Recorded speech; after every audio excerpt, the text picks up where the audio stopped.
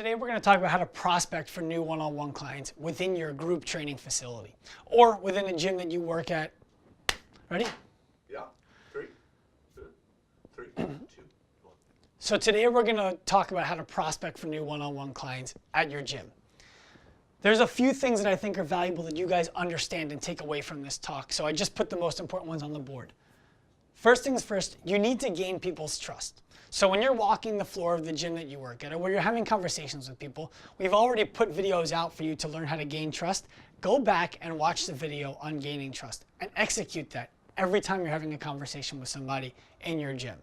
That's the first and most important thing you need to do. Number 2, bring value.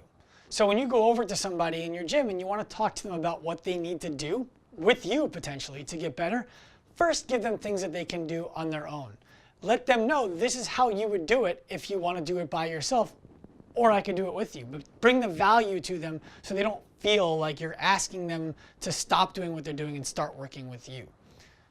Number 3, you need to be willing to work for free, but not forever and not for long. What I mean by that is if you're working in a place that, for example, has group fitness training, you're in a CrossFit gym, let's start there. There's nothing wrong with you volunteering your time to be a second coach in class so that you're not having to manage the whole room while you prospect for new clients. I'm sure that any gym owner would be happy to have free labor in their class so that you can go around and speak to somebody and say, hey, I noticed that while you were doing this, you had a problem with it. Can I lay you down and try this assessment real quick? Yes, great. Now you can talk to them after class because it's not your job to coach the next one.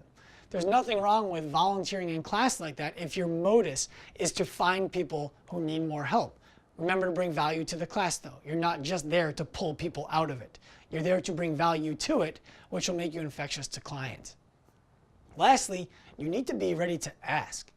So often people are afraid to ask somebody to work with them, to ask somebody to come try this assessment.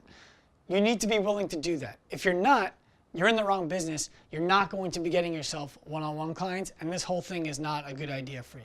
You need to be willing to ask. So let's recap this really quick. Number 1, gain people's trust.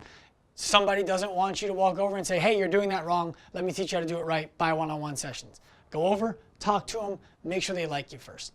Second, bring value. Teach them how to do things on their own. Let them want to work with you more than they want to do it by themselves.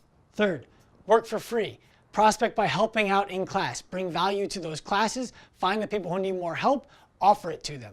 Last, ask. You need to ask people. That's it, guys.